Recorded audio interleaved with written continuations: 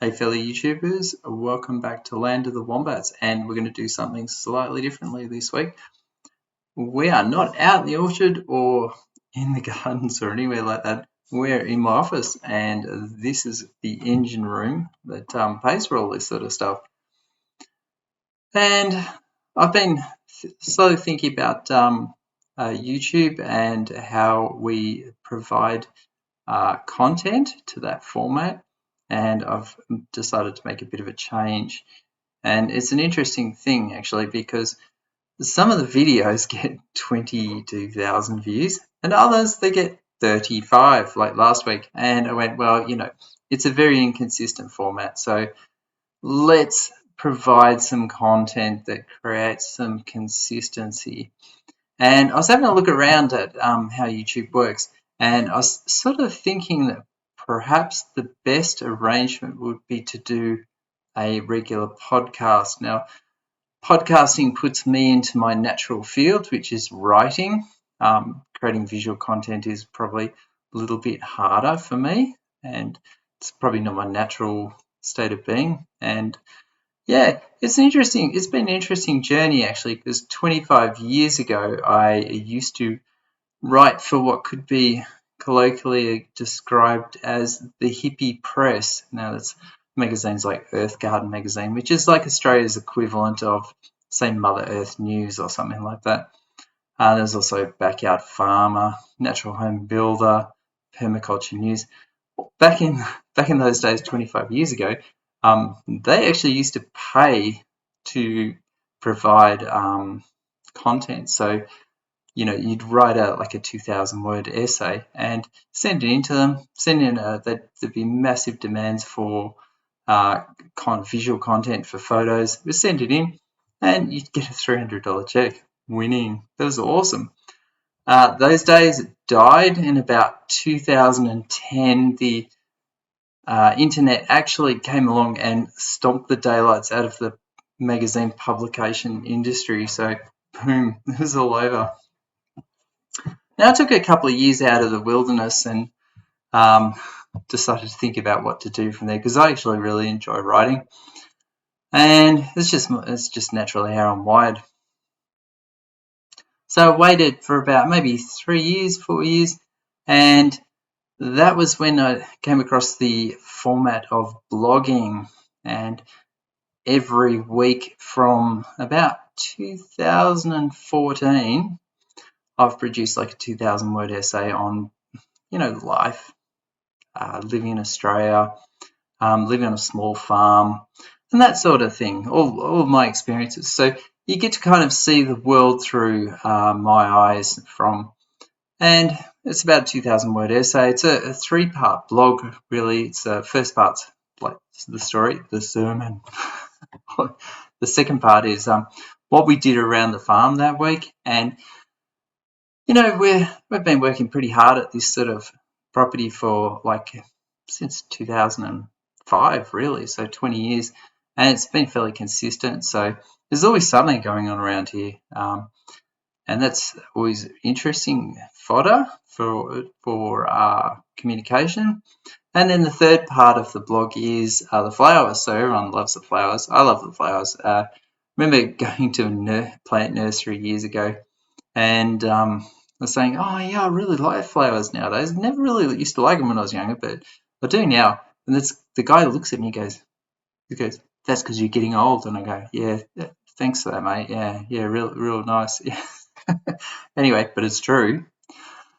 So I am intending to change the format of Land of the Wombats, and it's going to be a weekly podcast. Now, I get a fairly consistent audience for my blog, somewhere between about 5 and 10,000 readers a month, which is pretty decent.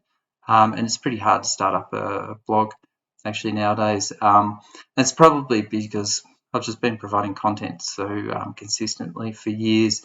And yeah, it's an interesting one. I noticed a couple of years ago, a lot of people, there was a flight to Substack, and I can sort of see how that sort of came to be. A lot of independent bloggers started dropping off the search engines, including myself. but I hung in there, and yeah, it's sort of more or less bounced back. And part of getting onto YouTube was actually providing content to the Google, our friends at Google, and providing content to them so that they can actually determine that I'm actually a real person and not some sort of AI sort of bot. Because I believe there's a lot of AI content being released onto YouTube. So one of the things that, people's time is precious. They only have so much time for, this sort of thing. And it's probably the market is getting saturated for new content. Now, in order to write a weekly blog of 2,000 words, it's not a 2-minute job. And also respond to all the comments, and we've got some lovely commenters over there. But most of the people that read the blog are all bookworms, such as myself. I'm a bookworm. They're all bookworms. We love reading. But I also appreciate that there are a lot of people that I could probably reach who don't have the time to read 2,000 words a week. And, maybe what we can do is actually start providing that content in a podcast format. So we're going to do something interesting here, because we're going to provide the blog first, and secondly, a couple of days later, we'll provide the podcast. So I haven't worked out quite what day I'll produce that and release it, but it'll be fairly consistent. I mean, I've been writing for 14 years, so, I don't think I've missed a week in all that time. In sickness and in health, they tell me yes. So we'll start producing that and releasing that fairly regularly, but I'll have to work out what day it'll be. It won't be on the same day that we release the blog, so there's an incentive for people who want to read the blog. Well, they'll get it in ahead of time. I believe it'll be in a 3-step process. There'll be the blog, the story, what's going on, what am I thinking about this week, and that's the first part. It's the sermon. And the second part is what we did around the property during the week, so you can follow along all the crazy stuff that we do here, which is really interesting. There's always something going on here. And then third part, I will have a montage of photos from this week's activities. And when the weather's a bit nicer, it's pretty horrid outside today. It's like super windy. It's crazy. When the weather is nicer, we'll just head out to the orchard and gardens and actually record the audio and video there. Now, I've actually got a better camera and better audio equipment than what I'm using today, but this is what upgrading to Windows 10 or Windows 11 looks like. So I've had an interesting week. Yes, I've got 3 computers here which all run Windows 10. Now, one of them, it just went beautifully. It upgraded from Windows 10 to Windows 11. There's no problems at all. It's just beautiful. And in an hour, I was up and running, and I was just going, how easy is this? This can't get any harder. It's just beautiful. That's well-written software. Now, the next computer, I had to upgrade the motherboard and chip and memory, and that's when things started going wrong, like really badly wrong. So that machine has probably taken me 2 days to correct. Now, it sounds pretty excessive, but there's a lot of applications. We actually, if I'm away, I'd probably, and I didn't have all these applications, I could probably just run Linux Mint, but there are a lot of Windows-based applications that I have to use in order to earn money to pay for things. Yeah, kind of an important part of life, isn't it? Hey, everyone, I think you'll appreciate that. But yeah, so I tried to upgrade it, and one of the hard drives became corrupt, which is a bit of a nuisance, and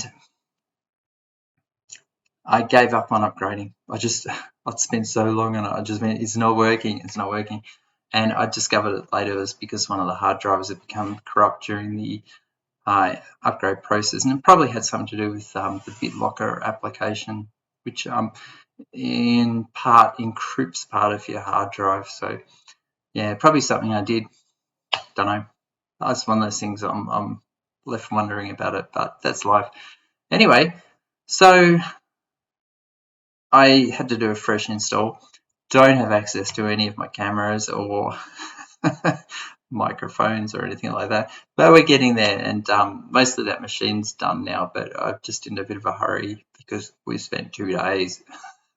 I don't have 2 days normally to spend on that sort of stuff, but you know, life throws you curveballs from time to time. I think you'll all appreciate that. So anyway, hang in there, people, and we shall release something in a couple of days' time, and I'd be seriously curiously interested to hear what you have to say about it. So please do feel free to drop me a line and a comment on that sort of thing. And yeah, anyway, without further ado, let's get into it. And I shall see you all in a couple of days. Bye.